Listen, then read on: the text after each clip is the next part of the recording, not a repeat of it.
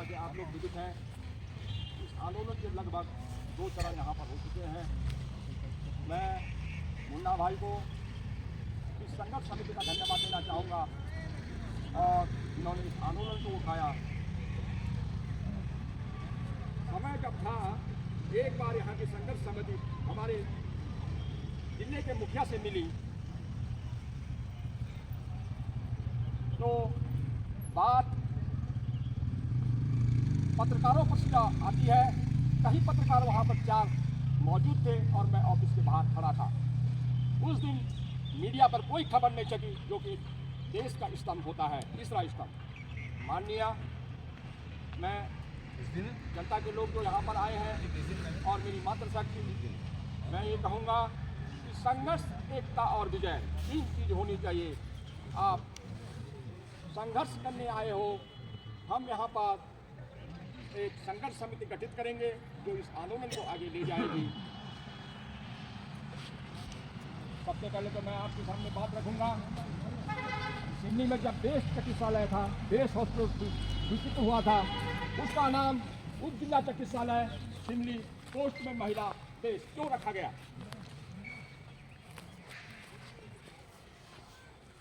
ये हमारे लिए उप जिला चिकित्सालय 5 किलोमीटर की दूरी पर है। आप हमको सुविधा दीजिए, इसको बेस हॉस्पिटल बनाइए।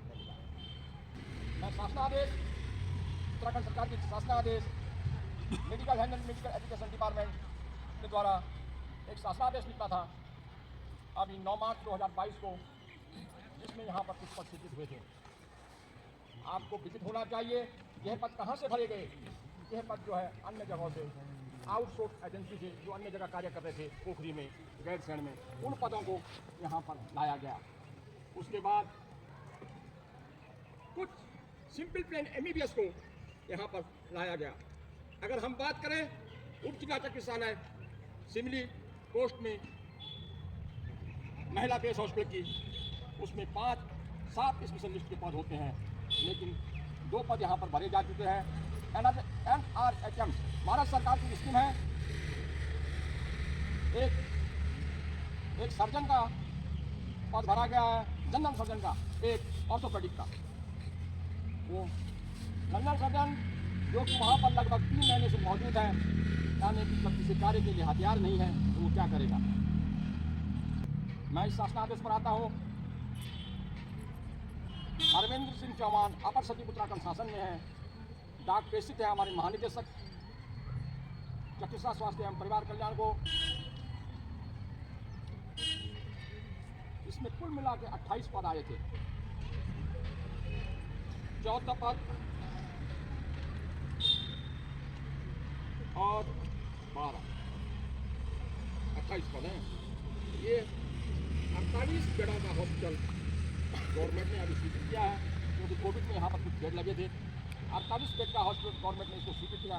हम चाहते हैं कि ये बेस चिकित्सालय बने, कम से कम 100 बेड का हॉस्पिटल इसको स्वीकृत किया जाए। उसमें से इस शासनादेश से साफ जाहिर होता है कि 28 पद जो हैं अभी तक नहीं भरे गए हैं। केवल हम लोगों को गुमराह किया जा रहा है। यह पद अन्य जगहों से लाए 28 फरवरी 2024 को इन पदों पर समाप्त हो जाएंगे और उन कार्मिकों को अपनी सेवा बढ़ानी पड़ेगी। पहले तो भरे नहीं गए हैं तो कौन बढ़ाएगा? पहले तो ये पद भरे नहीं गए, इतने दूर से लाए गए हैं।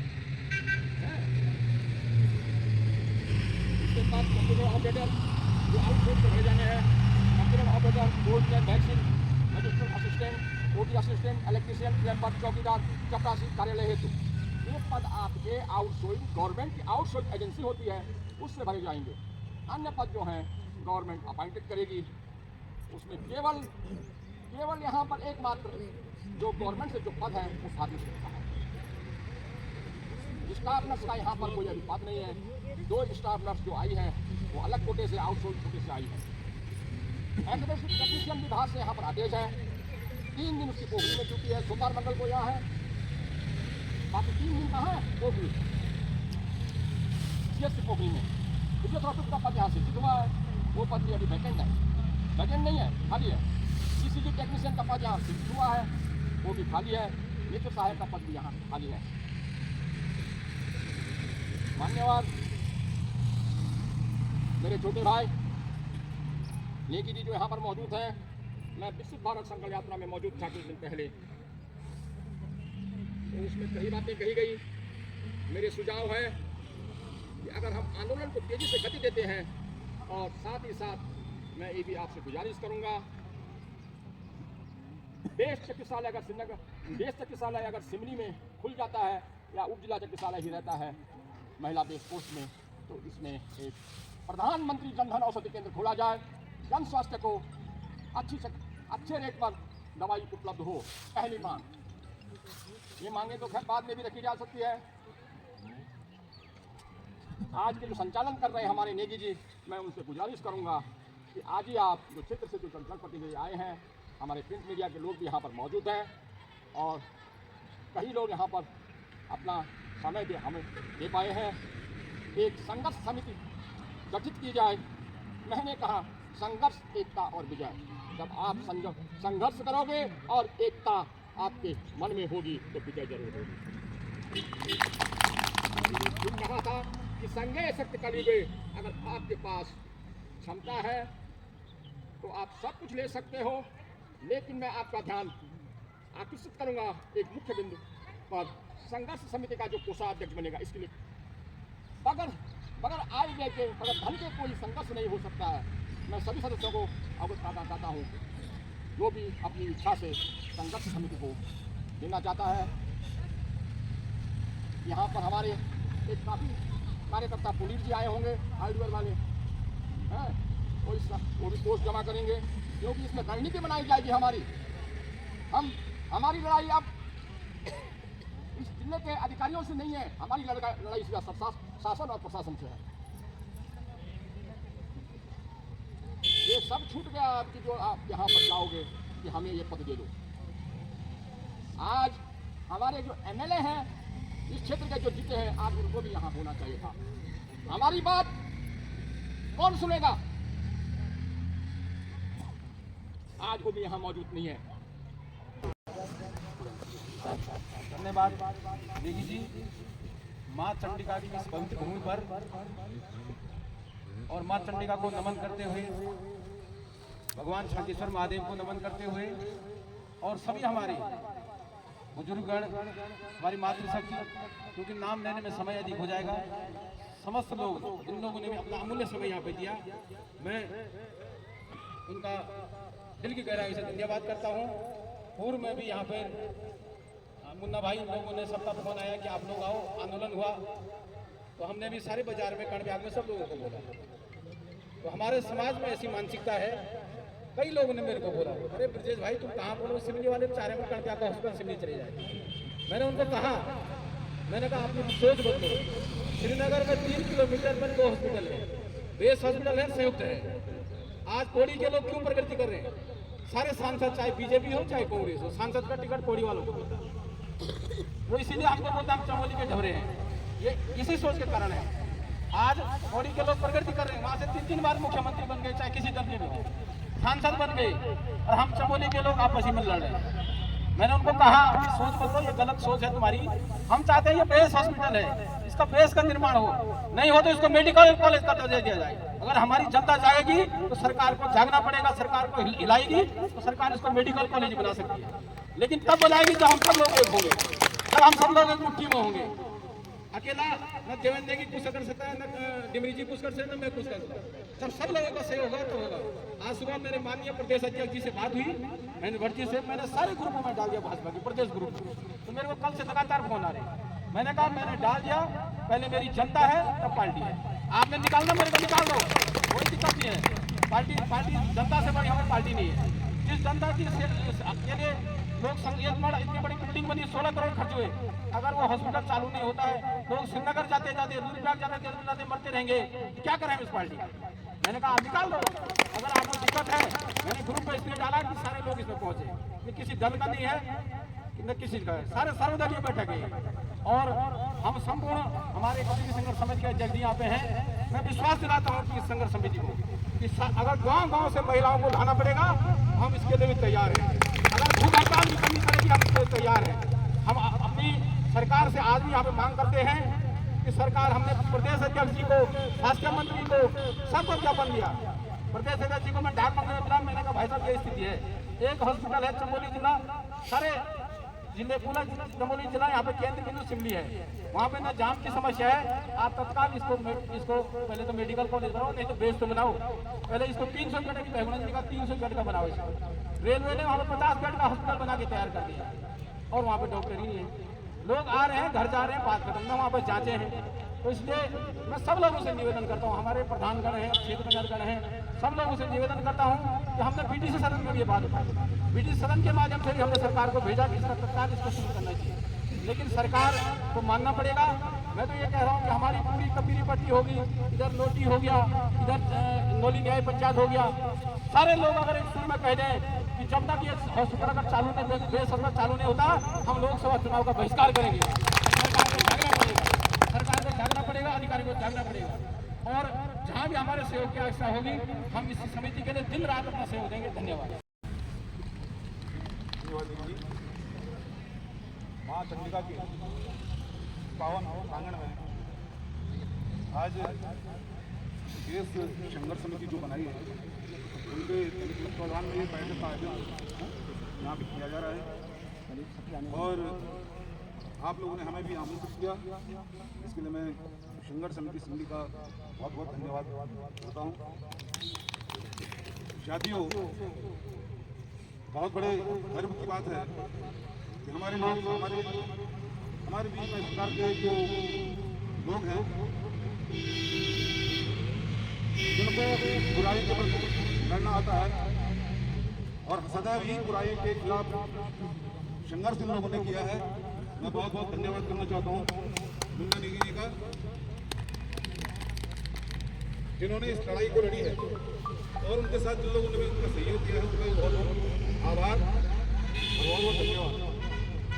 बड़ी बात यह है कि हमारे सिमली हमारे जनपद का केंद्र बिंदु है। हॉस्पिटल तो तमाम आज प्रत्येक न्याय पंचायतों के अंदर बनवा रहे हैं सरकार वोट बैंक के चक्कर में, लेकिन हॉस्पिटल भवन तो बना दिया, लेकिन उसके अंदर वहाँ चौकीदार रखते हैं, वो भी आता है और सुबह आग करके चले जाता है। तमाम जगहों के हॉस्पिटल देखे हमने, क्यों ना जो संघर्ष समिति यहाँ बनी है, मैं चाहता हूँ मुन्ना भाई से और संघर्ष समिति जो बनी है उनसे निवेदन है, चाहे वो हमारी पट्टी कबीरी हो, न्याय पंचायत नौली हो, नोटी हो, या तमाम जो भी इस क्षेत्र के न्याय पंचायतें हैं उनको भी संघर्ष समिति में जोड़ा जाए, ताकि ये जितने भी लोग हैं, अगर यहाँ पे तमाम प्रयास आपने कर लिए हैं, सरकार आज मानने के लिए तैयार नहीं है, तो हमें क्या करना चाहिए जिससे अपनी बात मनवाने के लिए सरकार को झुकना पड़े। अभी विनोद भाई ने ये बात कही कि लोकसभा के चुनाव निकट है, क्यों ना एक बृहद बैठक बुला करके तमाम जो भी हमारे इस सिमली क्षेत्र से जो हमारे आसपास के न्याय पंचायत हैं, जिला पंचायत के क्षेत्र हैं, सबको सूचित करके, चाहे गैरसैंण हमारा नज़दीक है, आज हम देखते हैं दूसरे जनपदों की बात, हमारा जनपद आप रुद्रप्रयाग का हॉस्पिटल देख लीजिए, कहाँ जाना है बोला रुद्रप्रयाग, हम रुद्रप्रयाग जाएंगे, क्यों नहीं कहते कि कर्णप्रयाग में दिखाओ, कहते क्यों नहीं गोपसर में चले जाओ, फिर यहाँ से आदमी गोपेश्वर जाएगा, गोपेश्वर वही हाल जो कर्णप्रयाग में है, फिर यहाँ से कहाँ जाओ, यहाँ से उन्होंने कहा जी श्रीनगर रुद्रप्रयाग जाओ पहले, वहाँ पे अच्छी व्यवस्थाएं हैं, वहाँ से श्रीनगर चले जाओ, वहाँ पे अच्छी व्यवस्थाएं हैं, लेकिन हमारे कर्णप्रयाग में क्यों नहीं हो पा रहा है? या हमारे जनप्रतिनिधि, वो हमारे जनप्रतिनिधि नहीं है, चाहे वो हमारे सांसद हों या विधायक हों या तमाम जो भी हमारा प्रतिनिधित्व इस क्षेत्र से कर रहे हैं, मैं चाहता हूँ कि भविष्य में भी इस प्रकार की गलती नहीं होनी चाहिए। ये देखो, हमारा प्रयोग कब तक करता आदमी, जब तक हमने वोट नहीं डाला, वोट डाल दिया तो हम किसी काम के नहीं, वही आज हो रहा है। जब तक वोट नहीं डाला था तब तक तो हम उनके परमेश्वर से हम तुम्हारे डॉक्टर ले आएंगे, टीचर ले आएंगे, तमाम यहाँ पे मेडिकल कॉलेज खोल देंगे या इसको महिला बेस बना देंगे, लेकिन जैसे ही गद्दी पे बैठे ये सारे सपने रह गए और हम जैसे थे वैसे रह गए। वो कोई विधायक बन गया, कोई मुख्यमंत्री बन गया, कोई होम मिनिस्टर बन गया, कोई दूसरा मिनिस्टर बन गया, तो हमारा क्या फायदा? तो एक बहुत बड़ी बात ब्रिजेश भाई ने कही और उसमें मैं एक मुन्ना भाई से बहुत निवेदन है मेरा कि अगर हमने इस लड़ाई को लड़नी है और इस हॉस्पिटल को बेस हॉस्पिटल 300 बेड का बनवाना है, जबकि आप पार्टी के लोग हैं, आपकी बात को नहीं माना जा रहा है, मैं तो चाहता हूं जिस दिन पूरा कर्णप्रयाग क्षेत्र और गैरसैंण क्षेत्र एक स्वर में बोल देगा कि लोकसभा का चुनाव का बहिष्कार करेंगे, जब तक ये 300 बेड का जो है हॉस्पिटल नहीं बन जाता और संसाधनों से इसको लेस नहीं किया जाता है, हम तब तक इस लोकसभा का बहिष्कार करेंगे। तो मैं समझता हूँ कि निसंदेह सरकार को झुक के हमारे पास आना पड़ेगा, आप लोगों से बात करनी पड़ेगी, और ये तभी संभव है जब हम सारे लोग इस संघर्ष समिति का साथ देंगे और इनके साथ कंधे से कंधा मिला करके चलेंगे। तो भाइयों, सारे लोग जानते हैं और संघर्ष करते हैं, लेकिन मनोज भाई जी, जहां भी हमारी जरूरत पड़े, हमारे क्षेत्र की जरूरत पड़े, हम निसंदेह और पूरे क्षेत्र आपके साथ खड़ा रहेगा। लेकिन बड़ी बात यह है, संघर्ष समिति में वहां के लोगों को भी जोड़ो, यहाँ के लोगों को भी जोड़ो, वहां के भी लोगों को जोड़ो, सारे लोगों को जोड़ करके, जिसमें हमारे गैरसैंण के लोगों को भी इसमें जोड़ो, क्योंकि गैरसैंण भी यहाँ से जो होकर गुजरता है गैरसैंण, तो निसंदेह वो लोग भी हमारे साथ रहेंगे। जिस दिन वो लोग भी जुड़ेंगे तो निसंदेह हमारी शक्ति बढ़ जाएगी। तो ज़्यादा न कहते हुए, और जहाँ पे भी हमारी तन मन धन जो भी जरूरत पड़े, हमसे और हमारे क्षेत्र से हम सदैव आपके साथ हैं। बहुत बहुत धन्यवाद। बहुत बहुत धन्यवाद।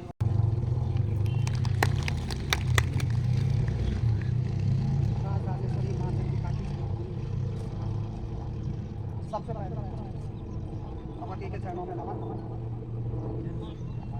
यहाँ पे मुझे कुछ कहने के लिए आमंत्रित किया गया।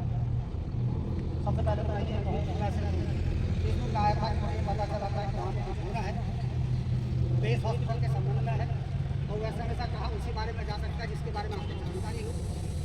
मैं इसके बारे में ज़्यादा विज्ञ भी नहीं हूँ, लेकिन अब जब कहा है यहाँ पे आने के लिए, तो निश्चित रूप से दो सब अपने विचार करूँगा। कुछ समय पहले भी इसी बेस हॉस्पिटल के बारे में एक जनयात्रा निकली थी, जो सिमरी बाजार से होकर के बेस चिकित्सालय सिमरी तक गई थी। उसमें भी जनता की काफी बड़ी हुंकार थी, हुंकार जरूर थी, लेकिन गई कहाँ ये मैं भी नहीं जानता हूँ। मैं सिर्फ एक चीज़ कहूँगा, हमारी जितनी ये चीज़ें हैं ये सब जा रही हैं राजनीति के विरुद्ध। मैं बीजेपी का हूँ, वो कांग्रेस का है, वो अमुक पार्टी का है, वो अमुक पार्टी का है। अगर यहाँ पे सिर्फ अपनी बात वही कह सकता है जो किसी पार्टी से जुड़ा हुआ नहीं। जहाँ आदमी पार्टी से जुड़ा, और ये भी नहीं कह सकता पार्टी से जुड़ना जो भी नहीं है, क्योंकि लोकतंत्र है, बिना राजनीति के न तो लोकतंत्र चलेगा, और अगर लोकतंत्र को चलाना तो राजनीति भी करनी ही पड़ेगी। लेकिन मैं सिर्फ ये कहता हूँ, राजनीति कीजिए आप, क्योंकि भारत को इसकी भी आवश्यकता है। बिना राजनीति के तो भारत चलेगा न विकास होगा। हाँ, इतना जरूर है, जिस क्षेत्र से हम लोग संबंधित हैं, आपकी राजनीति ये हो, आपका हित सबका हित हो, लेकिन सर्वप्रथम उस समाज का हित हो जिसके पीछे आप राजनीति करते हैं। और हम लोग क्या होते हैं, दल को महत्व देते हैं, या मैंने क्या सोचा हुआ है, मुझे क्या पद प्राप्त करना है, मैं उसके ओर भागता हूँ। और उसमें क्या होता है, कहीं ना कहीं जो जनहित होता है, जो सर्वजन हिताय की बात होती है, वो पीछे छूट जाती है और स्वहिताय की बात आगे आती है। जैसा कि अभी दूसरे पूर्ववक्ता थे, उन्होंने कहा मुझे सबसे बढ़िया बात यही लगी कि कुछ पाने के लिए कुछ होना तो पड़ता है, और वरना तो जैसे मैं कभी कभी सुनता हूँ, मेरे को नारद जी वाला आता है, भगोड़ जी, तो जैसे उन्होंने कहा था, तो एक जगह पे कहते हैं, हास्य का समझिए आप, जैसे सुभाष चंद्र बोस के बारे में कहते हो, एक नेता ने कहा था कि तुम मुझे खून दो, मैं तुम्हें आज़ादी दूंगा। और आज के नेता क्या कहते हैं कि तुम मुझे वोट दो, तो तुम्हारा मैं वैसे ही चूज दूंगा। तो अपना अपने विचार है, मैं ये नहीं मतलब हास्य के रूप में, लेकिन मैं सिर्फ यही कहता हूँ, जैसे उन्होंने कहा था कि हम वोट देने तक के हैं, और उसके बाद फिर 5 साल बाद या 2.5 साल बाद जब वोट आते हैं तब हमारी ज़रूरत पड़ती है, वरना क्या हो गया है। और मैं तो सिर्फ ये कहता हूँ, जब भी कोई जो चीज़ आती है, चाहे हमारे निर्माण से संबंधित है या इस प्रकार के अन्य कार्य है, उसमें जनता की सहभागिता जरूरी है और जनता को भी जागरूक होना आवश्यक है। एक हल्का सा उदाहरण मैं आपको दूँ, यहाँ पे अभी हमारे पुल से थोड़ा पैदल रास्ता बना था। अब वो कौन से इंजीनियर थे, कौन से हमारे जनप्रतिनिधि थे, कैसे बना था, अब वो उसको देख करके हमें खुद डर लगता है और शर्म भी लगती है, क्योंकि मैं 2-3 बार खुद विधायक जी से खड़ा हुआ था, उनसे हमने बात की थी, अब कहाँ विधायक जी का कहा हुआ गया, कहाँ किसका गया, कोई नहीं पूछता है। इसके लिए जनता का सचेत होना आवश्यक है, और अगर जनता जागरूक नहीं होगी, जनता को करेगी नहीं, तो यही हद होगा तो हम आते हैं। और इसके लिए मैं वो जो अभी हमारे पूर्ववक्ता थे, मैं कुछ जानता नहीं, उनको जाना, हाँ शिवदेव रावत जी, उनकी बिल्कुल सही बात है। अगर हमें कुछ प्राप्त करना है, उसके लिए हमें खोना पड़ेगा, और खोने का मतलब हमें संघर्ष करना पड़ेगा, संघर्ष के लिए हुंकार करनी पड़ेगी, और जो हमारे जनप्रतिनिधि हैं उनका साथ देना पड़ेगा। बाकी श्रीमान उपस्थित महानुभाव मातृशक्ति माँ चंडिका की इस पवित्र भूमि में मैं आपका स्वागत करते हुए इस आंदोलन को आगे बढ़ाने के लिए आप सभी से विनम्र निवेदन करता हूँ कि मुन्ना जी ने आज जिस तरह से क्षेत्र की सुविधा के लिए, न कि स्वतंत्र की सुविधा के लिए, क्षेत्र के वासियों के लिए एक संघर्षरत जो मुन्ना जी हैं, इसमें आपकी सहभागिता बहुत जरूरी है। बिना सहभागिता के मुन्ना जी भी इस चीज को आगे नहीं बढ़ा पाएंगे, इस आंदोलन को आगे नहीं बढ़ा पाएंगे। जब तक उनके साथ जनशक्ति रहेगी तब तक शासन उनकी बात को भी सुनेगा। मैं मुन्ना जी से यही आश्वासन उनको देना चाहता हूँ कि जिस तरह से आप आंदोलनरत हैं, हम अपना सहयोग आपको देते जाएंगे। मैं जानता हूं कि शासन और प्रशासन से काम करवाना कितना मुश्किल है। महोदय, जब सिमली में बैंक नहीं था तो सबसे पहले जब मैं यहाँ पे एक व्यापारी रूप में आया तो मैंने बैंक की जरूरत यहाँ पे महसूस की। मैंने इसके लिए कॉरेस्पॉन्डेंस अपने बैंक के अधिकारियों से की, लेकिन हर बात पे जो है उनकी टाल मटोल सामने आ जाती है। इवन कितनी बार उनके डीजीएम, उनके आरएम, उनके और भी मैनेजर, उनसे जो है तीखी बहसें हो जाती थी। एक बार तो एक श्रीमान डीजीएम ने मुझे यहाँ तक कह दिया था कि we are not going to open the branch in the Simli and we are keeping the bank facilitator. So I told him, if you don't want to open the branch in Simli, so kindly give us the notice in favor of the largest people, those who are interested to keep account in the Simli branch. इस तरह की बहसों के बाद एक बहुत अच्छे सज्जन जो है, जब स्टेट बैंक में रीजनल मैनेजर के पद पे आए के शर्मा जी, उनसे मेरी एक पुरानी तरह दोस्ती भी थी। जब मैं राजस्थान में था तो वहीं पे उनसे मुलाकात हुई थी। सौभाग्यवश वो यहाँ पे जो है रीजनल मैनेजर बन करके जब आए, उन्होंने ही मेरा नाम उस एप्लीकेशन पे देखा तो तुरंत उन्होंने उस पर संज्ञान लिया और आश्वस्त किया कि भाई मैं यहाँ पे आपकी ब्रांच को फुल टाइम ब्रांच को हूँ। तो मैं ज्यादा न कह करके एक ही बात कहता हूँ आप लोगों से कि कृपया जहाँ तक हो सके अपना सहयोग देते जाइए, क्योंकि हमारे आगे चलने वाला भी तभी आगे ठीक से चल पाएगा जब उनके पीछे एक सुनिश्चित भीड़ होगी। क्योंकि बिना जनता को कोई भी नेता या कोई भी जनप्रतिनिधि अपने को जो है संघर्षरत नहीं मान सकता है। इसलिए क्षेत्र की जनता से निवेदन है और आप सभी प्रबुद्ध लोग यहाँ पे हैं कि मुन्ना जी का सहयोग कीजिए। शासन और प्रशासन से कैसे काम लेना है, अगर आप एकजुट रहोगे तो शासन खुद आपकी मांगों पे जो है तत्परता से विचार करेगा। अन्यथा शासन आपकी चिट्ठी को उठा करके और फाइल में रखवा देगा या हो सके तो डस्टबिन में डलवा देगा। तो मैं ज्यादा न कह करके मैं यही आपसे लोगों से निवेदन करता हूँ कि जब भी मुन्ना जी को आवश्यकता होगी आप सभी लोग अपना सहयोग इन्हें देते जाए। धन्यवाद। सबसे पहले माँ चंडिका की इस धरती पे मेरी मौसी, मामी, नानी, बहन, दीदी, मेरे मामा, नाना, भाई, महाराज जी, इन सबको जो मेरे अपने हैं, जिन्होंने मुझे ये लायक समझा कि मैं आप लोगों के लिए कुछ कर सकूं, चाहे वो थोड़ा भी क्यों ना हो, उन सबको नमन। और आज मुन्ना भाई का कल मुझे फोन आया था कि आज हमें वो बात करनी है जो हम वर्षों से चाहते थे कि हमारी माँ बहनों के लिए, अपने भाइयों के लिए, अपने पिता, छोटे बच्चों के लिए जो अस्पताल वर्षों से यहाँ पे इमारत के रूप में खड़ा है वो सुचारू रूप से चले, उसके लिए आज हमें अपनी बात मुखरता से यहाँ रखनी है। और सिर्फ रखनी नहीं है, उस अस्पताल को चलाना है। ये आप लोगों का ही आंदोलन था, ये आप लोगों की ही आवाज थी, आक्रोश था जिसने आपका सिमली पुल निर्माण करवाया। ये आपका ही आक्रोश था, आपका आंदोलन था जिसने शरगार पुल भी चलाया। ये आपका ही आंदोलन था माँ बहनों का और मेरे भाइयों का, बड़े बुजुर्गों का, जिन्होंने इस बंद इमारत को जिसमें गाय और कुत्ते घुमा करते थे उसको चलवाया।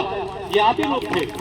और मैं जानता हूं ये फिर सारे टेक्नीशियंस, सारे सर्जन, जितने भी स्पेशलिस्ट यहाँ पे होने चाहिए वो फिर एक बार होंगे जब आप फिर खड़े होंगे, अपनी आवाज बुलंद करेंगे, आप सब लड़ेंगे।